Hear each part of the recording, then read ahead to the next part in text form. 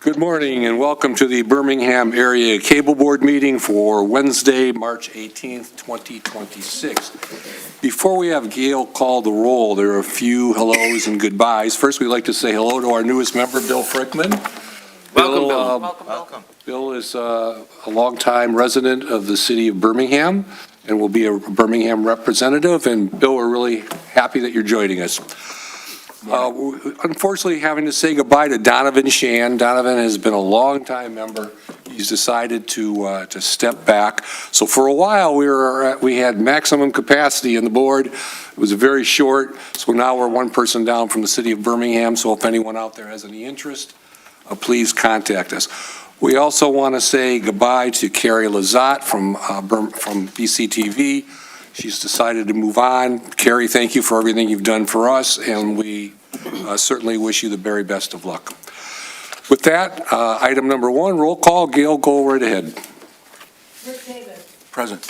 Donovan Shan. Deanna Brown. Yes. Dee Hageman. Here. Bruce Leary. Here. David A. Here. George Abraham. Pete McDonald. Here. Rick Moon. Here. Here he is. Here. Roll call. Here. Here. And George Abraham is now here also, as he's just walked in. Good morning, George. Okay, item number two, to approve the minutes for our last meeting of January 21st, 2026. Can I have a motion, please? So moved. Motion by Dave, second. Second. Second by Ray. Any discussion, any corrections to the minutes? Okay, all in favor of approving the minutes? Aye. Aye. Any nays? Okay, motion passes. Item number three, public comments. There are no members of the public present this morning. Smart. So we move on to item four, our annual audit presentation for our fiscal year 2024-25, Gabbridge and Company. And we're doing that by Zoom. And we have on the line Alyssa. Good morning. Good Can morning. everyone hear me okay still? Could you say that again, please? Can everyone hear me okay? Can now, yes, thank you. Okay. So to start, everyone can see the PowerPoint that's up too, correct? Yes. And does everybody have a copy of the audit report? I have page references on here. So if you do have it in front of you, you can kind of follow along with what I'm talking about. It has been sent to all of us, yes. Okay. So the first thing is starting at page 1, there is the independent auditor's report. And the important thing here is that we issued an unmodified opinion, which is the highest opinion. This means that we found no major issues during our audit and the financial statements looked great. Another thing to note here was that there was a new Governmental Accounting Standards Board standard, and this was implemented correctly, and the opinion on that was also unmodified, which means there were no issues in the implementation. And you can see more details regarding the standard in note 7, which is on page 28. Some of the financial highlights, which you can see on page 5, are that the net position was about $1,681,000, which was an increase of about $30,000 compared to the prior year. And I'll talk about some of the changes in a second in the next couple of slides. Another financial highlight was that the general fund balance was about $1,485,000, and the unassigned fund balance in the general fund was about 114% of general fund expenditures. So this is a great balance and everything is looking wonderful. The next thing, which you can see on page 7, is the net position comparison. Some of the changes here are that capital assets increased about $20,000, which was related to the purchase of production van equipment. And accounts payable decreased just based on the timing of invoices.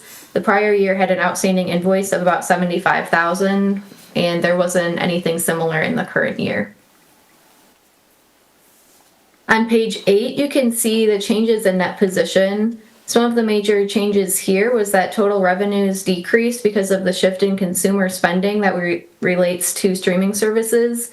There are also fewer grants, which decreased the PEG operations expenses. And the board operation expenses also decreased, which was related to unspent franchise fees.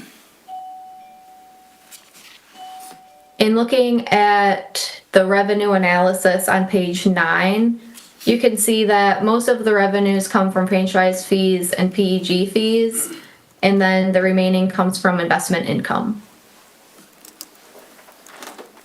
And that just covers the main overview of the audit. Continuing through the report, you can see the financial statements in detail, and you can see more information about some of the balances in the notes to the financial statements. But that is everything I wanted to cover just for the summary of the audit. But if you have any questions, I'm happy to answer them. Okay, do we have any questions?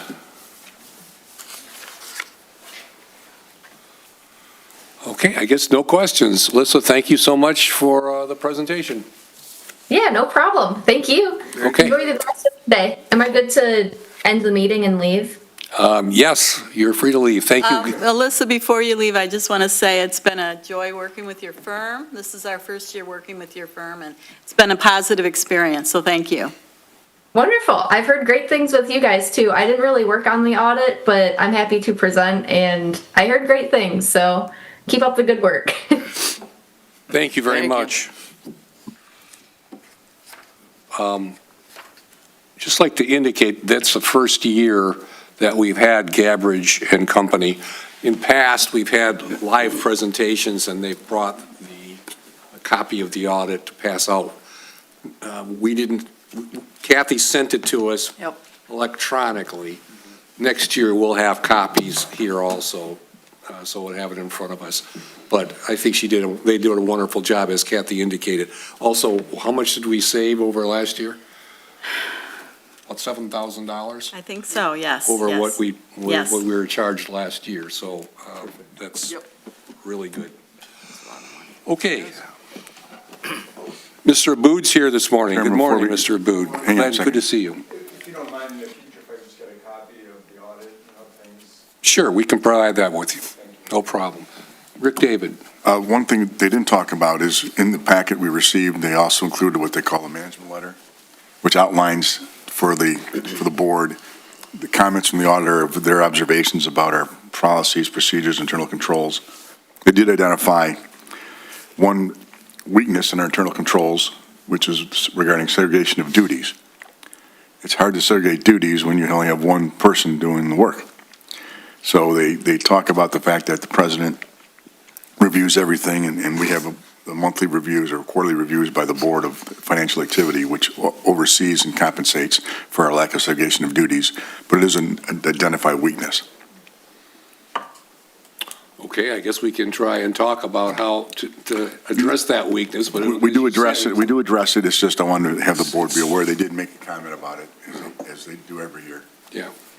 You're right, with one person doing all the work, it's not an easy thing to do.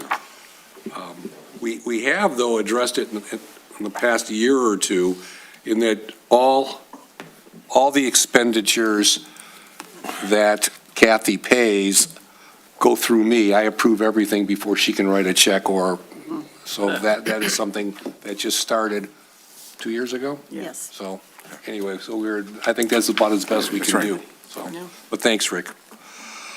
Okay, we're going to move on to item number 5, which is the approval of the administrative grant payments for fiscal year 2024-25. You should have attached to your package a memorandum from Rick David dated this morning. And Rick, we're going to turn that over to you. Thank you. As Gil said, in your packet, we have a few pages of information. Overall, we went through a process this year consistent with last year where we look at the excess of revenues over expenditures of our franchise fees, and we then allocate a percentage of that back to the various communities on a pro rata basis. I'm proposing that this year we be consistent with prior years and we rebate back 40% of the excess. 40%? 40, yes. Okay. That would result in a proposed grants of approximately $71,366, and the breakdown is shown in your packet. So and that's what we've done. It's consistent with last year. And since all the communities were up to date on their payments, we're not going to have to withhold any of the payments until we get their money in. Prior, 3 or 4 or 5 years ago, we consistently had entities that weren't up to date as of year end, so we had to play around with that and get to the right number, and it was much of a hassle, and we don't need to go through that process anymore. So the proposal is that we do it at 40%, and we allocate it as I outlined it in the memo. We approve it to the various communities. So I make that proposal. Okay. So before we ask any questions, I'd like to entertain a motion, and the motion would be to incorporate the recommendations that are found in Rick's memo dated today. So can I have a motion, please? Motion by DE. Can I have a second? Second. Second by Ray. Okay, any further discussion? Any questions for Rick?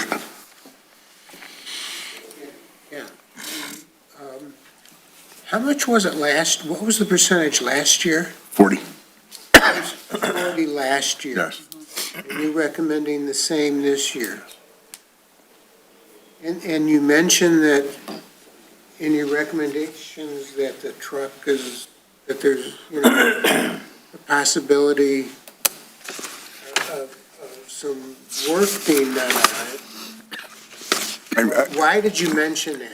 Well, consistent with what I put in my last year's memo, we're looking down the road, and at some point that truck will need to be replaced. We're trying to create some funds in advance in a sinking fund, so to speak, so when the time comes to replace the truck, we have the funds available to do it. And we'll talk in a minute about the overall financial health of the organization. Wouldn't that mean that you'd want to retain more money than last year? Well, actually, when I first joined the board, we were only retaining 10%. Now we're retaining 60. So we have increased it over the last 3 or 4 years to keep more in. And if the board wants to keep more, we keep more. I'm trying to find the right balance between growing our fund balances and giving back excess. Yeah, George, for years, we were giving 90%. That went on for a number of years until the revenues just kept decreasing, till last year we reduced it to 40. And Rick's just being consistent with last year. Might even have to go less than that at some point. I don't know. Right, so why are we at 40%? I mean, why don't we just keep all of it? I don't understand. I think that one of our objectives is to give back to the communities as best we can. I think Rick just chose a number that he feels is conservative, yet still giving some money back. I don't think we're to a point yet where we should just say we can't give anything back. And, we have these requests like a drone and... Well, we're going to talk about that at another time, I guess. Well, we've had big requests, like the Birmingham School Board. That was the largest we've ever paid out. That's now, we're 2 years away from that one, so 3? No, 2. 2. No, it's 2. 2.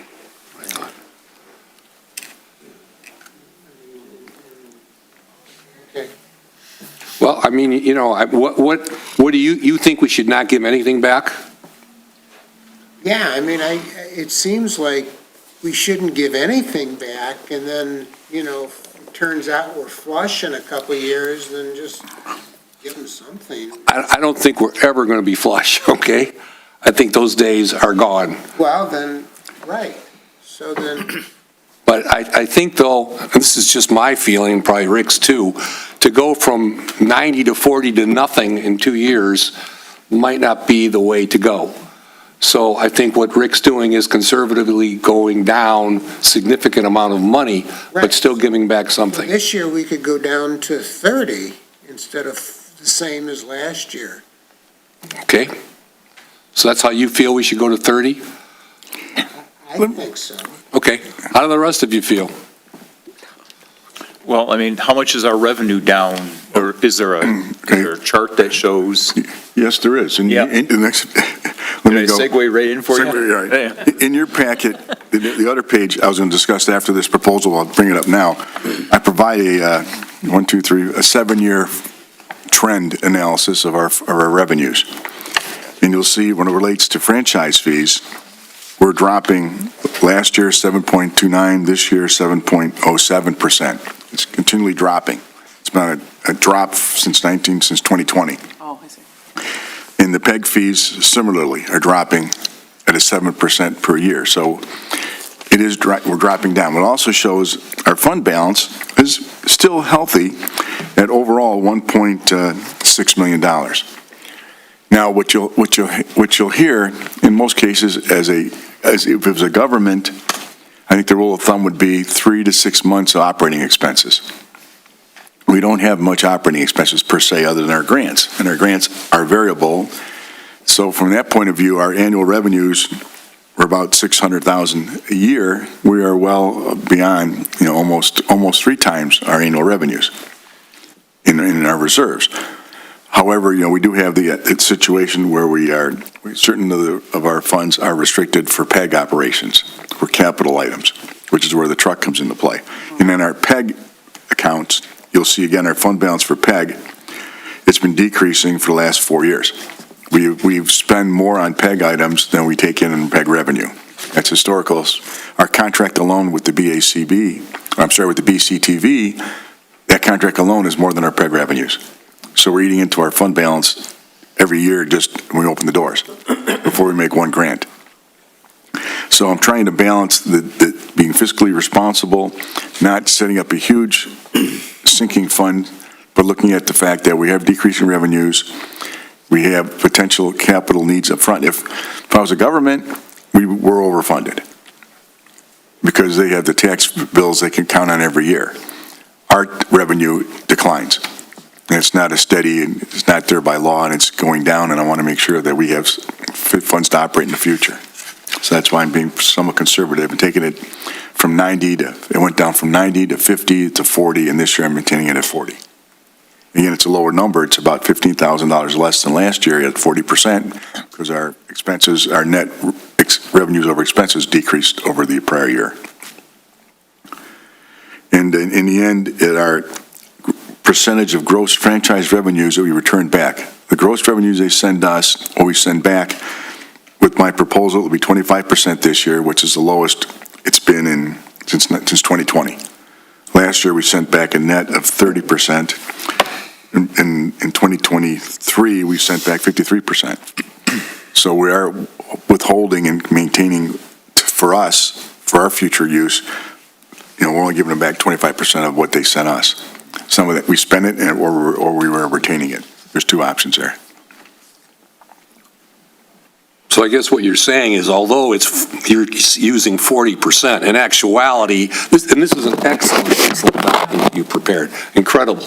You should pull that out and keep it, everybody.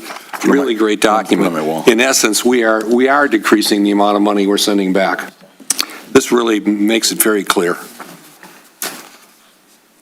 And that's because we had less revenue. So 40% of less revenue is... Well, it's less revenue and less expenses, and more expenses. We're sending back 40% of our net. Okay, gotcha. It's after, and last year we sent back 91%. 91,000, this year it's 71. The year before it was 174,000 we sent back. Okay. So. But that was at the 90% level, right? Yeah, it was. Yes. Yeah.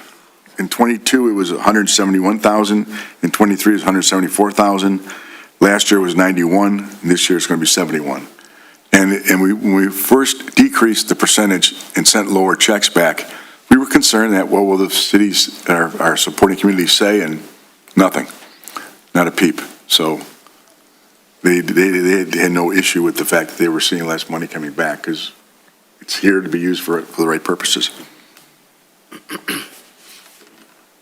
Is there any way to calculate how much the truck depreciates every year? I mean, Yeah, it's in our financial statements. But again, that's That's a mathematical formula, not necessarily a usage issue. And then the cost of a new truck is substantially higher these days. Is that considered? I mean, Well, yeah, I think, I'm guesstimating it's going to be $600,000 or $700,000 at a minimum for a new vehicle, with the equipment installed and everything. I don't know if that's fair. And I think that's what I'm using in my head as far as a number that we may have to put aside and be able to support. And you asked about, I'm trying to find the equipment. We depreciate it, I think, over a 7 or 10-year life. But I have to look. But as you said, that's artificial. That's just for tax Our purposes. production van, actually, we've got over $1 million in our production van at cost. And it's depreciated 124. The net is like $100,000 now, but overall, we put $1 million into that van over time. And the depreciation expense, George, for this year was $32,000. It's a non-cash number. It's just for accounting purposes. But so I'm looking at $600,000 or $700,000 as the initial cost. So we can take some equipment we can move over to a new van. But we got $1 million in it so far.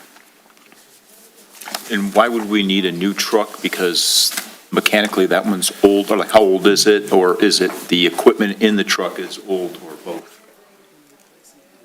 Well, we've been in piecemeal, been replacing equipment over the years, haven't we? Yeah. Sorry, I'm made for radio, not TV. Well, you have a good voice for radio. What's that? You have a good face for radio. Thank you.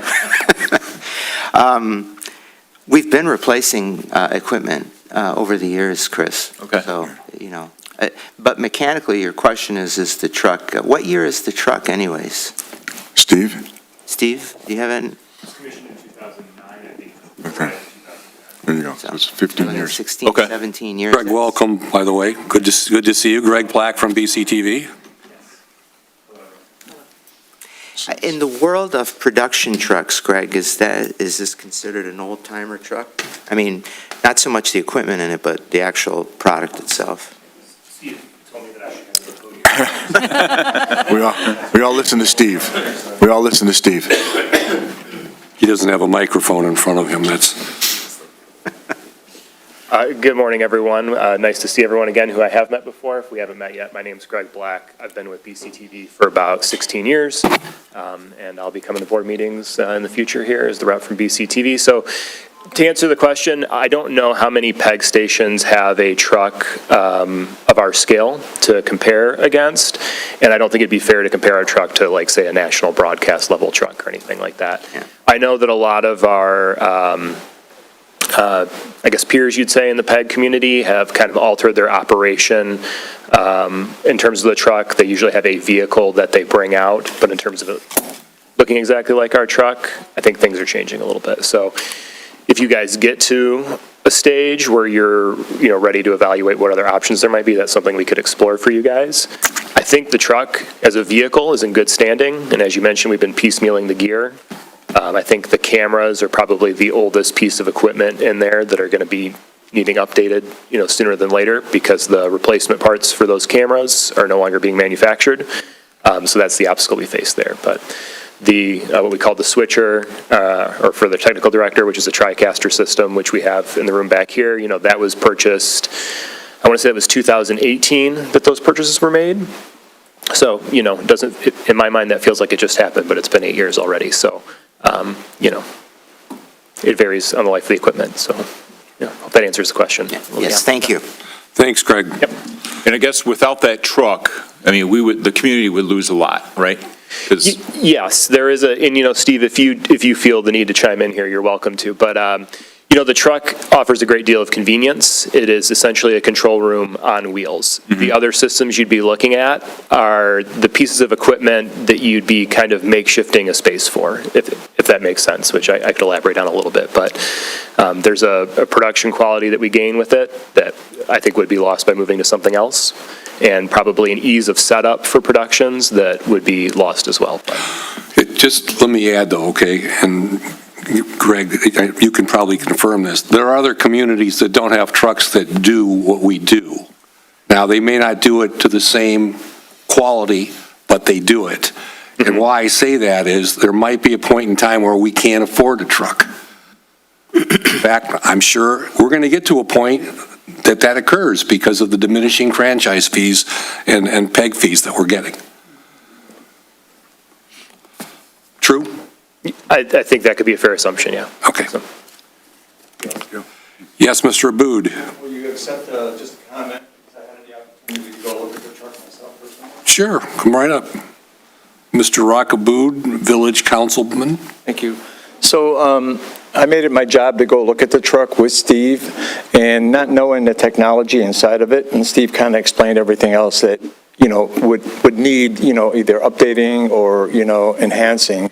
But at the very least, in my mind, representing the Birmingham Cable Board that involves everybody here in our communities, I think at the very least, we should take a look at the exterior of the truck as far as the wrap itself. It's outdated, the logos are not what they're supposed to be, so on and so forth. So I think at the very least, maybe you do a re-wrap, it's very inexpensive, and it would also, portray the image that I think Birmingham, Beverly Hills, and all the communities around us that would say, wow, yeah, that's a cool thing here. They don't know what goes on inside of it, but at the same token, it presents an image. So, and impressions are everything. All right, thank you. Thank you. That's something we can consider in the future. So let's get back to the recommendation of Rick. George, knowing this now, do you still think it should be diminished to 30%? Yeah. Okay. All right, no, that's fine. That's fine. Anyone else have any feelings on that? Is it possible Deanna. is it possible to tie our diminishing return to the cities by the, the statistic of like 7% from last, you know what I mean? So it's somehow tied to what we're seeing so that the cities understand it, or that just doesn't really make sense? What we rewrote it because we wanted flexibility. Okay. Okay, and we have that flexibility right now. Okay. Well, It was just a question. And if we operate and do our other functions consistent year to year, if there's a 7% drop in revenue, there'll be a corresponding 7% drop in our 40% allocation. So Right. it's tied in that way. Okay. All right, so let's do this. I'm going to entertain a motion incorporating Rick's recommendation. We'll see how that goes. If that doesn't pass, then we'll take a motion for a lesser amount or a higher amount, whatever you want to do. But let's start there. So can I have a motion to incorporate the 40% consistent with the numbers in the memorandum that Rick David has prepared? You already had a motion. Supported. You're right, I'm sorry. We're You're just right. discussing. So let's take a vote then. So we're voting on 40%. Okay, with the numbers that Rick has in his memo, which I might as well just read them. Birmingham, $44,116. Beverly Hills, $16,036. Franklin, $7,497. And Bingham Farms, $3,717, for a total of $71,366. That's the motion. Okay, Gail, if you want to call the roll, please. Deanna Brown. Yes. Stephen Hageman. Cleary. Yes. David Ike. Yes.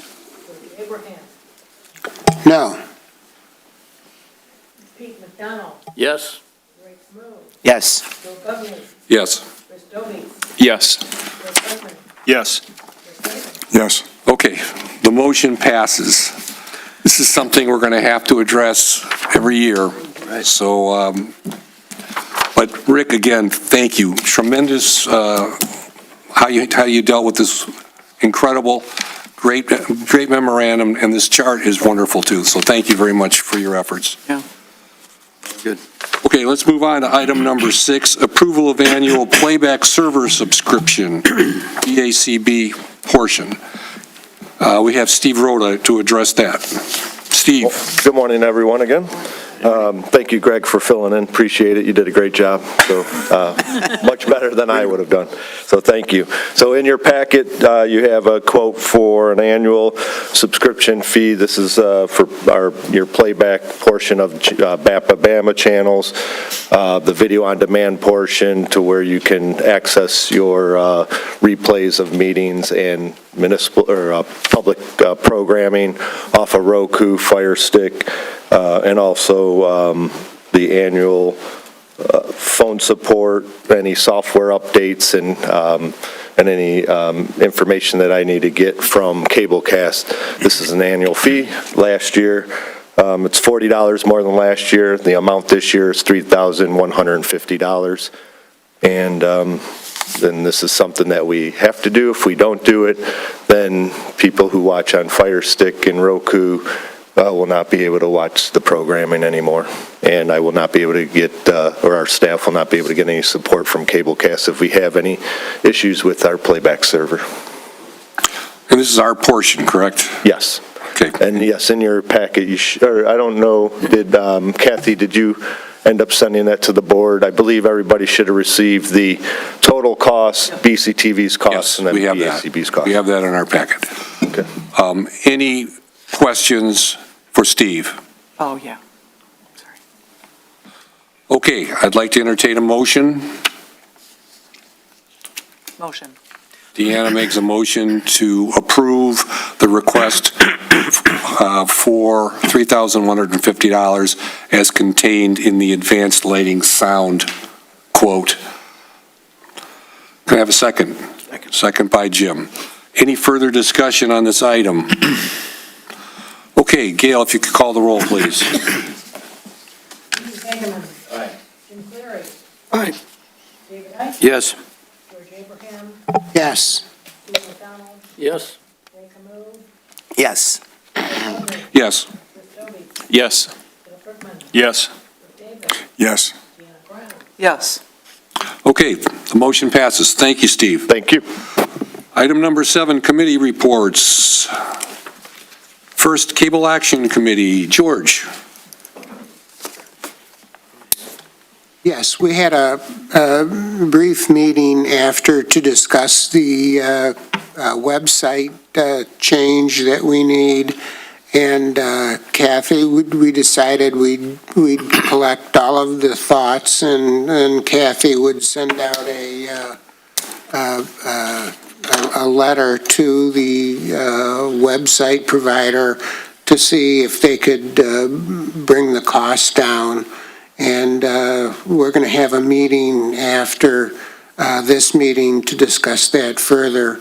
I don't know if you've gotten any more information. I have talked to the folks from UniWeb, and they are working on a revised quote for us. They understand where we're coming from, that the initial quote it was just not acceptable to us. So based on what I sent them as far as priorities for our website, they are looking at that, and I'm still waiting for a revised quote. Okay, I'd like to have a brief meeting after just to look over what we've done so far. Okay, great. We'll have a meeting following this one. Okay. Thank you, George. 7B, PEG Committee. Ray. Yes. Thank you, Gil. We did have a PEG committee meeting after our January meeting. Chief Lawson from the Franklin Police Department, along with Carrie Lazat, did a presentation on drones and the technology that's being used throughout Oakland County. We decided we were going to get some more information before we make any decisions in that respect. And then also another item that we discussed was Steve gave us quotes on truck expenses, on truck cameras, excuse me.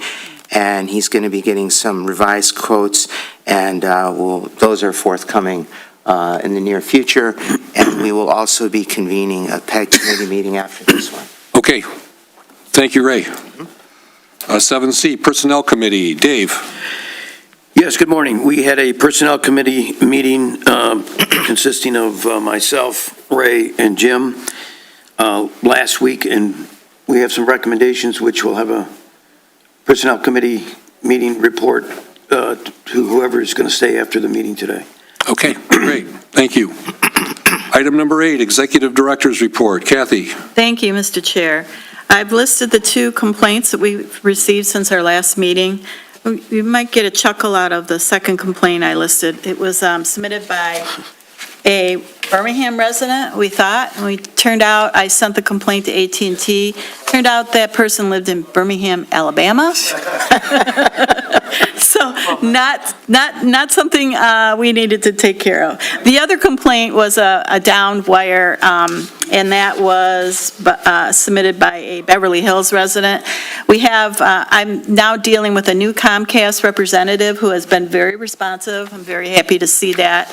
And they are on top of it. They've raised the line, but the line they feel needs to be totally replaced. And so that's forthcoming from them, but right now, at least the wire is back up and not on this resident's, laying in this resident's backyard. I've given you the reports, the financial reports for, as of the end of February. If you have any questions about those reports, let me know. I've listed in my report the checks I wrote since our last meeting. Of note is the grant that we approved for Next, which has been paid. The other one that was of any significance was our liability insurance bill. And then under additional notes, I've listed the name of our new Comcast representative. Her name is Jennifer Jambor, Jambor. And so far, my experience with her has been excellent. That concludes my report. If you have any questions, let me know. She's incredibly responsive. Very much so. Yeah. Any questions for Kathy? Yep. Okay, let's move on to item number 10, BAPA BAMA report. And Greg, you're going to do that today? Yes. Okay, excellent. Greg Black. Thank you. Good morning again. Steve prepared his usual report, and you'll see that all of the municipal meetings we regularly cover have been covered. In addition, there was one special Village of Franklin Council meeting that we covered. There's been 33 programs taped by community producers, which you'll see listed there. And then wanted to let you guys know that we have 11 sporting events that we'll be covering. I believe the first one is on April 9th coming up here with boys volleyball. Is that correct, Steve? And then Steve also outlined the equipment repair that he discussed of the transmitter receiver in there. So I can elaborate on any aspect if you'd like, but if you have any questions, let me know. Any questions for Greg? Greg, thanks for coming. Thank you. Thanks, everyone. Yeah. Item number 11, old business. Any old business to discuss? Old business. I do have one old business. And Jim, this is, I guess, directed to you. Any update? We talked earlier at this meeting about it. That's a good point. I'm going to be seeing somebody in Birmingham next week. And it's kind of been kicked around a little bit. It's not a young man from Derby. That's where it started. It got to Birmingham, as you all know. And nobody has responded. Okay, what we're talking about is, what we're talking about is the significant grant that we made to the Birmingham Public Schools for communications. 180, at least, I read around 180,000. 185, I think it was, yeah. 185? Mm-hmm. With no thank you. They really didn't acknowledge it at all. So that needs to be followed up on. And that's what I'm going to go. Okay, so you'll be in a position to report back at the May meeting. I hope. Okay, well, you can only do what you can do, I understand. All they have to do is send a thank you note. It's really, that's it. We could have an executive. I know they cashed Send a note the to check, them. I'm assuming. And somebody needs to The talk. check cleared, definitely cleared. So what'd you do with the money? They That's left what I want town. to know. Birmingham, Alabama. So all of our Birmingham residents, Hope not. I'll talk to you about it. I'll let you know. Okay, thanks, Jim. All right, we'll do. Any other old business? Okay, item 12, any new business?